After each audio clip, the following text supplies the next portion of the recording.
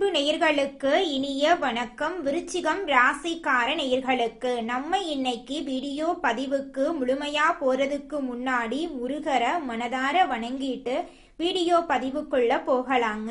ஓ முருகா போற்றி, ஓ முருகா போற்றி, ஓ முருகா போற்றி. எனைக்காக்கும் முருகனே போற்றி. நல்லதே நடக்கும், நல்லது மட்டும்தான் நடக்கும். நம்மளோட விருச்சிகம் ராசிக்காரங்க உழைப்பால் வெற்றி பெறக்கூடியவங்களா இருக்காங்க. கடவுளை கண்மூடித்தனமா நம்புவாங்க. மற்றவர்களின் உணர்வுகளுக்கு மதிப்பையும் மரியாதையும் அளிக்கக்கூடியவங்களா இவங்க இருக்காங்க. அழகும் ஆளுமை குணமும் கொண்டவங்களா இவங்க வாழ்ந்துகிட்டு இருக்காங்க. தலைமை பண்புக்கு பொருத்தமானவங்களா இருக்காங்க நம்மளோட விருச்சிகம் ராசிக்காரங்க. இவங்களை பொறுத்த வரைக்கும் தன்னோட வாழ்க்கையில எத்தனை பிரச்சனை வந்தாலும் அதை பத்தி துள்ளி கூட கவலைப்பட மாட்டாங்க. ஆனா நெருங்கிய உறவின் வாழ்க்கையில ஒரு பிரச்சனை வருதுன்னு வச்சுக்கங்க, ஓடி போய் உதவி செய்யக்கூடியவங்களா இவங்க இருப்பாங்க. இவ்வளவு அற்புதமான குணங்களை கொண்டுள்ள விருச்சிகம் ராசிக்கார அன்பர்களே, எல்லாரும் நலமாயிருக்கீங்களா? என்னம்மா நீங்கள் எங்களை பார்த்து நலமாயிருக்கீங்களான்னு கேட்குறீங்க. நாங்கள் எங்கே நலமாயிருக்கோம்? எங்கள் வாழ்க்கையில் இருக்கக்கூடிய பிரச்சனையில் நாங்கள் வாழறதே பெரிய விஷயம். இதில் நிம்மதி சந்தோஷம் அப்படிங்கிற பேச்சுக்கெல்லாம் துளி கூட இடம் கிடையாதுமா அப்படின்னு உங்கள் மனசில் நினைக்கிறது எனக்கு புரியுதுங்க. உங்கள் வாழ்க்கையில் இருக்கக்கூடிய பிரச்சனைகள் துன்பங்கள் எல்லாமே இந்த மாதம் ஏற்படக்கூடிய கிரகநிலை மாற்றத்தின் மூலமாக காணாம போக போகுது. உங்களுடைய ஆசைகள் கனவுகள் எல்லாமே நிறைவேற போகுது. உங்க வாழ்க்கையில இது நாள் வரைக்கும் தடைபட்ட அனைத்து காரியங்களுமே இனி வரக்கூடிய காலங்கள்ல தங்கு தடையின்றி நடக்க போகுதுங்க. விருச்சிகம் ராசிக்கார நேர்களே, நீங்க மன வலிமையுடன் இருக்கணுங்க. மன வலிமை குறைஞ்சா சுனாமி போன்ற பேரழிவுகள் மனசுல ஏற்படலாம். சின்ன விஷயங்களுக்கு ஆசைப்படாம பெரிய இலக்குகளை நோக்கி செயல்படணுங்க. எடுத்த உடனே பிடிச்ச விஷயத்த விட்டு விட வேண்டும். விதி இருந்தா அது தானாகவே உங்க கைக்கு வந்து சேருங்க. ஒவ்வொரு 14 வருடங்களுக்கும் ஒரு முறை வாழ்க்கையில பெரிய மாற்றங்கள் ஏற்படுங்க. விருச்சிகம் ராசிக்கார நேயர்களே, வீட்டில் துஷ்ட சக்தி இருந்தா கெட்ட வாடை வரும், இல்லைனா பொருள் உடையும். பயப்படாம செவ்வாய் மற்றும் சனிக்கிழமைகள்ல சாம்பிராணி புகை போடணுங்க. வீட்டில் நாட்டு மருந்து கடைகளில் கிடைக்கக்கூடிய சாம்பிராணியை வாங்கி கரித்துண்டு மற்றும் பச்சை கற்பூரத்தை பயன்படுத்தி வீடு முழுவதும் புகை போடணுங்க. 8 வாரங்களுக்கு தொடர்ந்து செய்து 9வது வாரம் ஹனுமானுக்கு பூஜை செய்து வடமாலை சாத்தணுங்க. குரங்குகளுக்கு வாழைப்பழம் கொடுக்கலாங்க. வெள்ளிக்கிழமை இல்லைனா சனிக்கிழமை அன்னைக்கு கடைகளில் கிடைக்கக்கூடிய சொர்ண விளக்குல சாண தீபம் ஏற்றணுங்க. பசுனை ஊற்றி பசுந்திரி போட்டு விளக்கு ஏற்றி அந்த சாம்பலை மறுநாள் கரைத்து விடணுங்க. தூங்க போகும்போது விபூதி இட்டு கொண்டு தூங்கணுங்க. ஹனுமனை பிடித்து கொள்ளுங்க. அவரது மந்திரத்தை சொல்லுங்க. உங்கள் வீட்டை கெட்ட சக்தி நெருங்கவே நெருங்காதுங்க. நல்லதே நினைங்க, நிச்சயமா நல்லதே நடக்குங்க. உங்களுடைய எண்ணங்கள் தான் உங்களுடைய வாழ்க்கையில நடக்க போகுது. அதனால நேர்மறை எண்ணங்களை மட்டும் உங்களுடைய மனசுல விதைங்க. என்னால செய்ய முடியும், என் வாழ்க்கையில வெற்றி கிடைக்கும் அப்படிங்கிற மாதிரி நல்ல நேர்மறையான எண்ணங்களை உங்களுடைய மனசுல விதைங்க. நிச்சயமா உங்கள் வாழ்க்கையில நேர்மறையான நிகழ்வுகள் மட்டும்தாங்க நடக்கும். உங்கள் வீட்டில் தீய சக்திகள் இருந்தால் நீங்க வீட்டுல என்னென்ன புகைப்படங்களை வைக்கலாம் அப்படிங்கறத பத்தி தெரிஞ்சுக்கலாங்க. காஞ்சி காமாட்சி அம்மன் தீய சக்திகளை அழிக்கக்கூடிய சக்தி இந்த தெய்வத்துக்கு இருக்கு. வீட்டுல தைரியம் பாதுகாப்பு தரக்கூடியதா இருக்கும். காளி பத்ரகாளி கெட்ட சக்திகள் கண் திருஷ்டிய விளக்க உதவுது.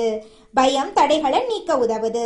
மகாவிஷ்ணு மன அமைதி பாதுகாப்பு தரக்கூடிய தெய்வம். எதிர்மறை எண்ணங்களை குறைக்கிறதுக்கு இந்த தெய்வம் உங்களுக்கு பாதுகாப்பா இருக்கும். ஆஞ்சநேயர் தீய ஆவிகள் பயம் விலக நம்மளுக்கு ஆஞ்சநேயர் துணையா இருப்பாரு. வீட்டை காக்கக்கூடிய காவல் தெய்வமா இவர் இருப்பாரு. பைரவர் இவரு இரவு நேர எதிர்மறை சக்திகளை விலகக்கூடியவரா இருக்காரு. வீட்டு சுற்றுப்புற பாதுகாப்பு ராஜாவுக்கு பைரவர் பாதுகாப்பா இருப்பாரு. நரசிம்மர் தீய சக்திகளை முற்றிலும் அழிக்கக்கூடிய சக்தி இவருக்கு இருக்கு. சக்தி வாய்ந்த பாதுகாப்பு தெய்வமா இவர் இருக்காரு.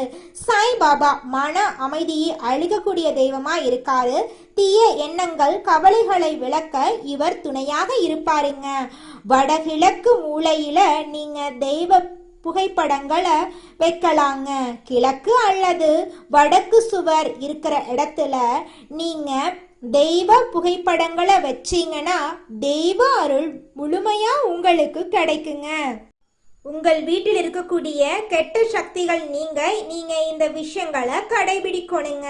செவ்வாய்க்கிழமை தவறாம முருகனை வழிபாடு செய்யுங்க. தினமும் மாலை நேரத்துல நல்லெண்ணெய் இல்லைன்னா நெய் விளக்கு ஏத்துங்க. ஓம் சரவண பவ மந்திரத்தை தினமும் 11 முறை சொல்லிக்கிட்டு வாங்க. வாரம் ஒரு முறை அம்மன் கோயிலுக்கு போய் அம்மனை மனதார வணங்கிட்டு வாங்க. பிரதோஷ நாட்கள்ல சிவபெருமான வணங்கிட்டு வாங்க. செவ்வாய்க்கிழமை அசைவம் சாப்பிடுறத தவிர்ப்பது நல்லதுங்க. குங்கும அர்ச்சனை செய்யறது ரொம்பவும் நல்லதுங்க. வீட்டுல வேப்பிலைய வச்சிருங்க. நவ கிரகத்துல செவ்வாய் பகவானுக்கு வழிபாடு செய்யுங்க. வீட்டுல திருஷ்டி பொம்மைய தொங்க விட்டுருங்க. செவ்வாய்க்கிழமைகள்ல சிவப்பு நிற உடை அணிஞ்சுக்கோங்க. நெற்றியில குங்குமம் சந்தனம் வச்சுக்கோங்க. வலது கையில செம்பு காப்பு போட்டுக்கோங்க. வாரத்துக்கு ஒரு முறை கடுகு உப்பு திருஷ்டி சுத்தி போட்டுக்கோங்க. வீட்டை தினமும் சுத்தமா வச்சுக்கோங்க. உடைந்த கண்ணாடி பழைய பொருட்களை அகற்றிருங்க. வெளியே போறதுக்கு முன்னாடி இஷ்ட தெய்வத்தை நினைச்சிட்டு வெளியில கிளம்புங்க. உறங்குற நேரத்துல உறங்குங்க. காலையில வெறும் வயிற்றுல வெந்நீர் குடிங்க. வாரத்துக்கு ஒரு நாள் எண்ணெய் தேய்த்து தலைக்கு குளிங்க. கோபத்தை கட்டுப்பாடோட வச்சுக்கங்க. தேவையில்லாம பெருமை பேசாம இருக்கிறது ரொம்பவும் நல்லதுங்க. எல்லோர்கிட்டையும் ரகசியத்தை பகிரக்கூடாதுங்க. மனம் கலங்கும் போது மௌனமா இருந்துக்கோங்க. தினமும் குறைஞ்சது 5 நிமிஷம் தியானம் பண்ணுங்க. தீய வார்த்தைகளை தவிர்த்துருங்க. எதிர்மறை மனிதர்களிடமிருந்து தூரமா இருந்துக்கோங்க. பொறாமை கோபத்தை குறைச்சுக்கோங்க. பிறரை மதித்து பேசுங்க. தினமும் நன்றி சொல்லும் பழக்கத்தை வச்சுக்கோங்க. செவ்வாய்க்கிழமை சுண்டல் பச்சை பயிரை தானமா கொடுங்க. ஏழைகளுக்கு உணவு வழங்குங்க. பொன்னாங்கண்ணி அகத்திக்கீரைய உங்களுடைய உணவுல சேர்த்திக்கோங்க. காரம் அதிகமா சாப்பிடாதீங்க. காரத்தை தவிர்த்துக்கோங்க. வாரத்துக்கு ஒரு நாள் பழம் மட்டும் சாப்பிடுங்க. வெல்லம் கலந்த நீரை தினமும் குடிங்க. சிவப்பு பூ தானமா கொடுங்க. வீட்டில் தினமும் விளக்கு முன் நீர் வச்சிருங்க. எலுமிச்சை மிளகாய் வாரம் ஒரு முறை மாற்றுங்க. இரவு தூங்குறதுக்கு முன்னாடி இஷ்ட தெய்வத்தை நினைத்து பிரார்த்தனை பண்ணிட்டு தூங்குங்க. செவ்வாய்க்கிழமை மாலை நேரத்துல நீங்க செய்யக்கூடிய பரிகாரம் என்னன்னு பார்க்கலாம். ஒரு எலுமிச்சை 2 கிராம் ஒரு பச்சை மிளகா வாசல்ல வச்சு விளக்கு ஏற்றி முருகனை மனதில் நினைத்து வேண்டிக்கோங்க. உங்கள் வீட்டில் இருக்கக்கூடிய கெட்ட சக்திகள் எல்லாமே விலகி போயிரும். உங்களுடைய குடும்பத்துல நல்லதுதாங்க நடக்கும். மனிதனா பிறந்த ஒவ்வொருவருக்கும் ஆசை இருக்கதாங்க செய்யும். அந்த ஆசைகளை அடைய நம்ம நினைச்சா மட்டும் பத்தாதுங்க. முழு மனசோட நம்மளுடைய ஆசைகளை அடைவதற்கான வழிய ஒவ்வொரு நாளும் என்ன பண்ணணும்னு யோசிச்சு அதற்கான திட்டங்களை தீட்டி உழைச்சுக்கிட்டே இருக்கணுங்க. உழைச்சா நிச்சயமா நம்மளுடைய ஆசைகள் எல்லாமே நிறைவேறிடுங்க.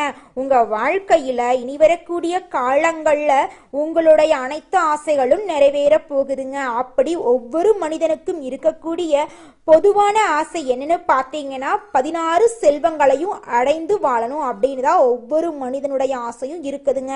பணம் வேணும், பதவி வேணும், புகழ் வேணும், கௌரவம் வேணும் அப்படின்னு தான் ஒவ்வொரு மனிதனும் தினமும் வாழ்ந்துகிட்டு இருக்கான். அதை நோக்கிய பயணத்தை தான் ஒவ்வொரு நாளும் மனிதன் வாழ்ந்துகிட்டு இருக்கான். ஒவ்வொரு நாளையும் ரசிச்சு வாழ்றது கிடையாது. எந்த ஒரு மனிதனும் போராட்டத்துல தாங்க இந்த உலகத்துல ஒவ்வொரு மனிதனும் வாழ்க்கைய வாழ்ந்துட்டு இருக்காங்க. உத்தியோகத்தில் இருப்பவர்களுக்கு அலுவலகம் தொடர்பான பயணங்கள் செல்ல வேண்டிய சூழ்நிலை உருவாகப் போகுதுங்க. பயணங்கள் மூலம் உங்களுக்கு சாதகமான பலன்கள் நடக்கப் போகுதுங்க. குடும்பத்தில் இருந்து வந்த மனம் நோகும்படியான சூழ்நிலைகள் எல்லாம் மாறப்போகுதுங்க. தாய் மாமன் வழி உறவுகளின் மூலம் உங்கள் குடும்பத்தில் சுப நிகழ்ச்சிகள் நடக்கப் போகுதுங்க. உங்கள் வாழ்க்கையில் சந்தோஷமான நிகழ்வுகள் அடுக்கடுக்காக நடக்கப் போகுதுங்க. உங்கள் வாழ்க்கையில் இருந்த கவலைகள் கண்ணீரெல்லாம் மறைய போகுதுங்க. உங்களுடைய ஆசைகள் கனவுகள் எல்லாமே நிறைவேறக்கூடிய மாதமாக உங்களுக்கு இந்த மாதம் அமைஞ்சிருக்குதுங்க. கணவன் மனைவிக்கு இடையே எதிர்பாராத மன வருத்தங்கள் ஏற்பட்டு நீங்க போகுதுங்க. பொறுமையையும் பொறுப்பையும் கடைபிடித்தால் உங்களால் வாழ்க்கையில் முன்னேற முடியுங்க. பிள்ளைகள் பற்றிய கவலை உங்களுடைய மனசில் உண்டாக போகுதுங்க.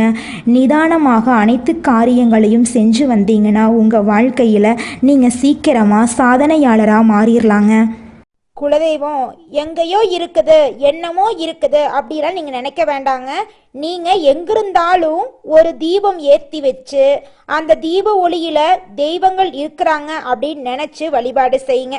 குலதெய்வமே தெரியாவிட்டாலும் வீட்டில் தீபம் ஏற்றி வச்சு ஏதாவது ஒரு நல்ல நாளில் குலதெய்வத்தை நினச்சி வழிபாடு செய்யுங்க.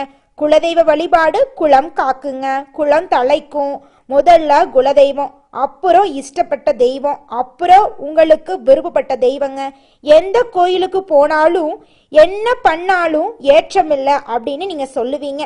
தினமும் எந்திரிச்ச உடனே சூரிய பகவானை நமஸ்காரம் பண்ணுங்க. அவங்களுடைய அனுகிரகம் இருந்தா போதும். மற்ற கிரகங்கள் எல்லாம் சாதகமா இல்லைனா கூட பரவாயில்ல, அந்த சூரியனுடைய பிரகாசம் உங்க வாழ்க்கையவே பிரகாசமா மாத்திருங்க.